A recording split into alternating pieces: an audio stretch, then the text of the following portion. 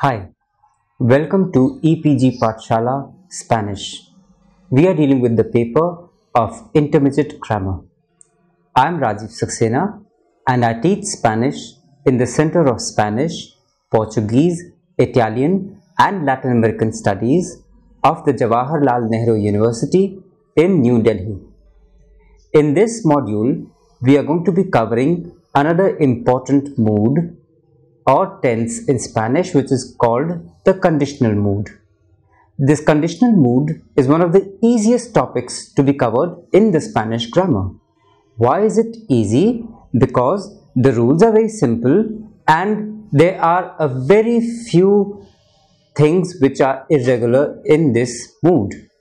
The knowledge of the conditional mood will also further enhance your capabilities of communicating in the Spanish language. The future tense and the conditional mood are used to indicate different circumstances in a future time. I repeat, the future and the conditional both are used to indicate different circumstances at a future time. The formation of the future and the conditional is very similar. Both use the infinitive, including the endings AR, ER or IR as the base of each conjugation. So, the infinitive, which includes the endings of AR, ER or IR, is used as the base of each conjugation. In addition, the same verbs have the same irregular stems in the future and in the conditional. First, let's look at the forms of the conditional. The conditional is formed by attaching the following endings to the infinitive. Montar, to ride. Perder, to lose. Subir, to climb. So, in the conditional, it will be montaría, montarías, montaría. Montaríamos, montaríais, montarían. With an accent on all the I's. I repeat, montaría, montarías, montaría, montaríamos, montaríais, montarían. So, all we have had done is keep montar as such and add ia, ias, ia, iamos, iais, ian. The same happens with perder. Perdería, perderías, perdería, perderíamos, perderíais and perderían. So, the verb perder is retained as such and all we do is put ia, ias, ia, iamos, iais, ian with accent on all the i's as a suffix and it is done. We have the conjugation of subir also. Subiría, subirías, subiría. Subiríamos, subiríais and subirían.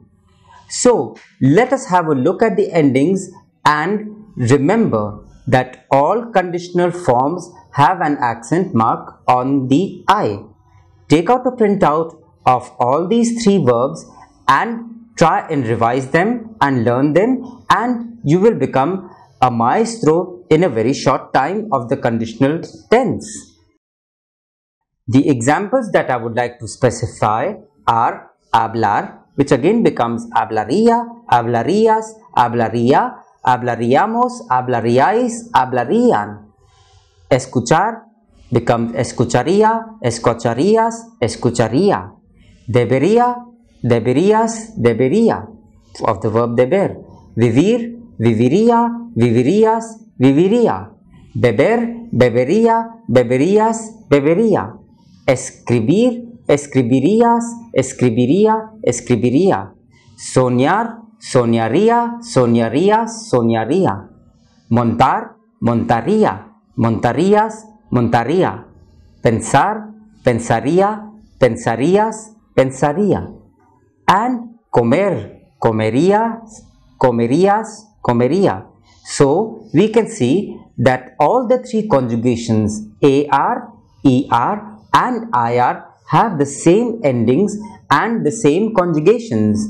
For example, I repeat, tomaría, bebería, viviría, marcharía, metería, elegiría, contaría, vería o escribiría. For the verbs tomar, beber, vivir, marchar, meter, elegir, cortar, ver o escribir. We all know tomar means to take, beber means to drink, vivir means to live, marchar means to walk, meter means to put in, elegir is to select, cortar is to cut, ver is to see, and escribir is to write. So all these verbs have the endings of AR, ER and IR, and the conditional is very simple. All we have to do is to add the IA, IAS, IA, IAMOS, IAIS, IAN with an accent on all the I's.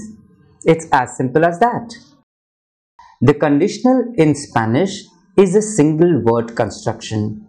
That means it needs to say that we do not need would like we need it in its English equivalent. Yo no hablaría con él. I would not talk to him. So in English we have to put an would to emphasize, but in Spanish just by saying yo no hablaría con él, I have already made it very clear that I would not. Él nunca mentiría. He would never lie. So in Spanish the would never comes because it is a part of the conjugation of mentiría. The conditional and the irregular verbs, there is a very simple clue to learn that the irregular verbs in the conditional are the same verbs that have irregular stems in the future tense. So the future and the conditional are similar because the same verbs which are irregular in there have irregular stems in the future tense also. It makes it very easy to learn the conjugations of the conditional. Just have a look at these groups and the corresponding patterns which are given in the e-text, and by doing this and by practicing you would come to know the conditional. Verbs like poner drop the E or I of the infinitive and add the consonant D like in the future. Pondría, poner, to put. Pondría, pondrías, pondría. Pondríamos, pondríais, pondrían, with an accent on all the I's. And it is like the future. Verbs like poner, salir, saldría, I would go out. Saldría, saldrías, saldría. Saldríamos, saldríais, saldrían. Tener, tendría, I would have, etc. Tendrías, tendría, tendrías, tendría. Tendríamos, tendríais, tendrían. So, poner, salir, tener are the same as they are in the future. Valer becomes valdría. I would be worth. Valdría, valdrías, valdría. Valdríamos, valdríais, valdrían. Venir, vendría. I would sell. Vendría, vendrías, vendría. Vendríamos, vendríais, and vendrían. So, we have to see that the future and the conditional are the same. The verbs like poder also drop the vowel of the infinitive entirely. Podría, poder, to be able. Podría, podrías, podría. Podríamos, podríais, podrían. Verbs like poder are also like caber, like cabría. I would fit. Cabría, cabrías, cabría. Cabríamos, cabríais, cabrían. I repeat, caber is like the verb poder. Caber, cabría, cabrías, cabría. Cabríamos, cabríais, cabrían. Poder is also the same. Podría, podrías, podría. Podríamos, podríais, podrían. Other verbs of the same types are haber, habría, there would be. Habría, habrías, habría. Habríamos, habríais, habrían. But of course, haber is only used in the two forms habría, third person singular, and habrían, third person plural. Querer, querría, I would want. Querría, querrías, querría. Querríamos, querríais, querrían. So we see that exactly the same rules that are being followed for the future are being followed over here for the conditional also. Saber becomes sabría, I would know. Sabrías, sabrías, sabría, sabríamos, sabríais, sabrían. Habría is the third person of haber and is the equivalent of there would be. Please note that haber is also used as an auxiliary verb in the perfect or in the compound tenses. So, haber is very important because habría is the third person of the verb haber. The verbs decir and hacer also in the conditional show a change in their base or radical. So, decir becomes diría, hacer becomes haría. Decir, to tell, the conjugation is diría, dirías, diría, diríamos, diríais, dirían. Of hacer, it becomes to do, hacer, it becomes haría, harías, haría, haríamos, haríais, harían. I repeat, decir, to tell becomes diría, dirías, diría, diríamos, diríais, dirían. Hacer, to do becomes haría, harías, haría, haríamos, haríais, harían. It is as simple as that, and by learning this, you can become a maestro of the conditional tense, the conditional mood as it is called. Keep in mind that in the irregular forms, only the stem or base of the verb changes. All endings for regular and irregular verbs are the same in the conditional. For example, saldría, haría, diría, iría. So, the irregularity is only in the stem or the base of the verb. When do we use this conditional mood? It is used to communicate several different messages.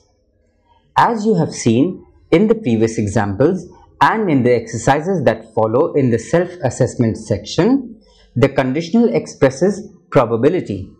So, whenever we want to use anything to express a probability in the future, the conditional is used. This conditional mood is also used to indicate the probability of a future action from the perspective of a previous action in the past. Anjali dijo que vendría. For example, Anjali said she would come. Anjali dijo que vendría. Vendría is the conditional because it is a probability which has been used of a future action from the perspective of a previous action in the past. It also indicates hypothetical actions or events that may or may not happen in the future. Claro que iríamos a Amritsar. Of course we would go to Amritsar. Claro que iríamos a Amritsar. This is indicated a hypothetical action or events that may or may not happen in the future. Claro que iríamos a España. Of course we would love to go to Spain. ¿Valdría la pena venir aquí en el verano? Would it be worth it to come here in the summer? ¿Valdría la pena venir aquí en el verano? So, this is also indicating a hypothetical action or event that may or may not happen in the future. In the first example, the speaker expresses the possibility of traveling to Amritsar or to Spain, iríamos, but there is no certainty about the time and the action, whether it will be taking place or even if the action will happen at all. So here it's a clear sign of probability and we use conditional to emphasize the fact that this is a probability in the future. It also expresses hypothetical actions. Hypothetical actions or events which may or may not happen in the present. Ahora mismo me tomaría cerveza. Now I would drink beer. Right now I would drink beer. Ahora mismo me tomaría cerveza. The tomaría emphasizes an hypothetical event or action which may or may not happen in the present. Sería conveniente llegar temprano. It would be convenient to arrive early. Sería conveniente llegar temprano. This again is a hypothetical action or event which may or may not happen in the present. To express hypothetical actions or events which may or may not happen in the present. Now I would drink beer, I have already said. So we are trying to emphasize ahora me tomaría cerveza. The conditional is used in other hypothetical situations. As its name suggests, the conditional is in accordance with the explicit or implicit conditions for an action or event to be completed, if the conditions can be met. I repeat, as is inherent in the name, the conditional is in accordance with the explicit or implicit conditions for an action or event to be completed if these conditions can be met.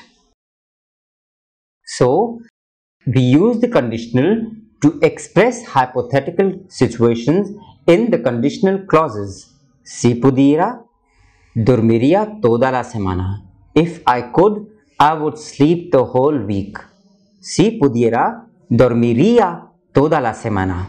So, I would sleep is being translated into Spanish in the conditional mood, which is dormiría, and it is stressing the fact that if this hypothetical situation could be met, then this condition I would be able to achieve. If I could, I would sleep the whole week. The speaker is talking about his or her wish to sleep the whole week using the conditional form dormiría. It is unlikely that this wish will become a reality. This type of sentence is known as contrary to the fact because the actions are hypothetical, not real. This person would not get the chance to sleep for the entire week. So that is why it is contrary to fact. Remember that the tense appearing in the if clause is the present subjunctive. Si pudiera. So the present subjunctive is used because it is a contrary to the fact statement, because the action which follows is completely hypothetical. It is not real. The unlikely outcome appears in the result clause where you find the conditional, which is the latter half, where he says he or she would like to sleep the entire week. The imperfect tense of deber in the expression deber de plus an infinitive is also used to communicate probability in the past. Debían de ser las 3 cuando llegó Amit. Debían de ser las 3 cuando llegó Amit.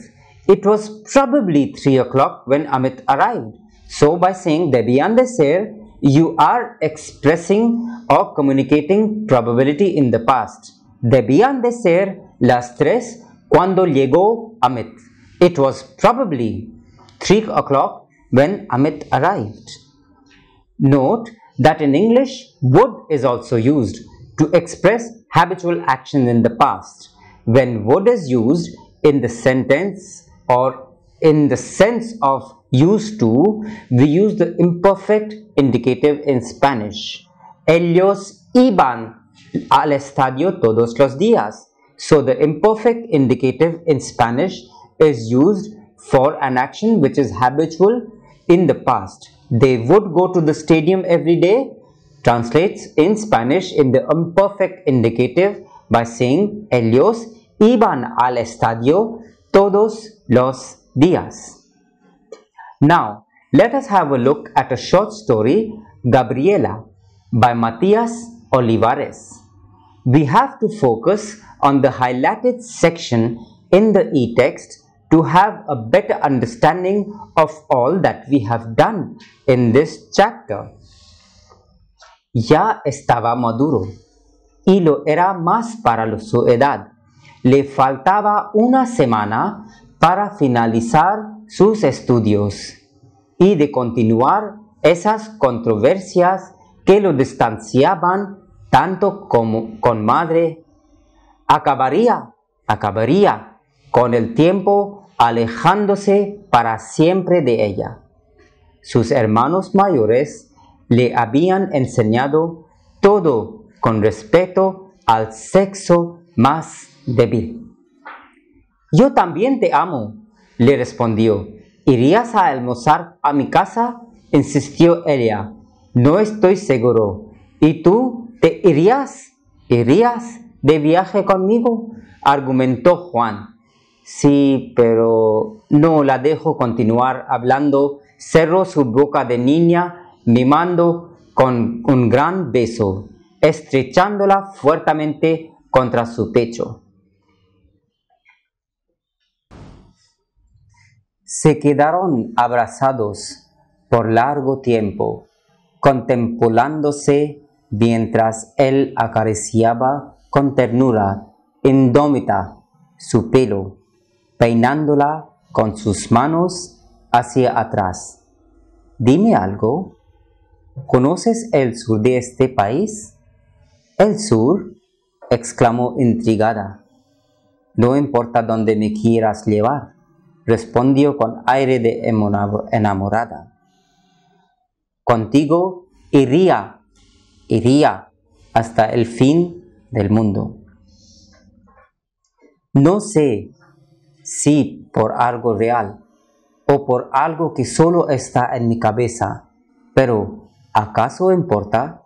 Solo sé que no estás y no sé si quieres seguir estando, y eso me desconcierta. Si estuvieras segura de que realmente deseas terminar con todo, desaparecería de un jodido plumazo para no complicarte la vida, porque te juro que eso es lo último que pretendo. He estado a punto tantísimas veces, pero a la hora de arrancar sus palabras de mi garganta, todo se complicaba. Siempre había una excusa para no hacerlo, para posponer ese momento, para seguir escondiéndote lo mucho de que te quiero. Deberían darme un premio por gilipollas. Hablamos en tantas ocasiones que queríamos conocernos y saber hasta dónde nos llevaba todo eso. A pesar de mis miedos y de que pudieras jugártela y terminar mal parado, si finalmente yo no conseguía avanzar, que puede que cometería el error de acabar creyéndome que esa parte no tenía fecha de caducidad. Pero no puedo. Mantengo la compostura o lo intento y respiro hasta que me regales una nueva señal para pueda darme a entender que no he perdido la lógica en esta historia que me prometí no comenzar y que comencé solo 5 segundos después de autogarantizarme falsamente que nunca lo haría sin reparar en las consecuencias. Después dedicaba su tiempo a ayudarle con los quehaceres, pues con la panza grande ella no podía agacharse. Al final ponía sus palmas en su estómago para sentir los movimientos del bebé. Sus pies eran sorprendentemente fuertes y los movía mucho. El hombre se emocionaba imaginando que el varoncillo saldría igual a él mismo. The parts which I have emphasized and repeated have also been marked in bold in the e-text which are coming along with this chapter, and this extra emphasis is for you to catch them as they show us the examples, the living uses of all the grammatical aspects that we have dealt with in this module and in the previous modules. The context is also very important to determine the message conveyed by the conditional. That is why we also use the conditional to communicate probability or conjuncture, referring to a past time or activities with verbs such as decir, estar, haber, ser and tener. So, the context is very important to determine the message conveyed by the conditional. So, we use the conditional to communicate a probability or conjuncture referring to a past time or activity. And the verbs that we are using with these are verbs like decir, estar, haber, ser and tener. The English equivalents approximately, probably, must have, could, I wonder, etc. are used to express the same sense of wondering or conjecture. Estaríamos enojados cuando llamaste. We were probably angry when you called. Estaríamos enojados cuando llamaste. Or the other example would be, habría unas 15 casas. There were approximately 15 houses. Habría unas 15 casas. There were approximately 15 houses. ¿Cuánto costaría el bolígrafo que compró? Sumit, I wonder how much the pen Sumit bought cost. ¿Cuánto costaría el bolígrafo que compró Sumit? So these are the English equivalents of the conditional. For concluding, I would like to say that the conditional tense should not be viewed as something difficult to grasp at all, as we have seen how easy it is to use this tense. The conjugations follow a set pattern.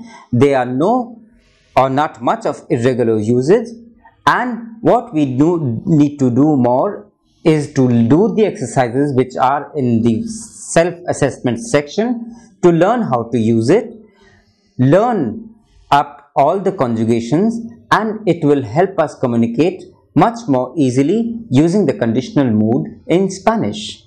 Thank you.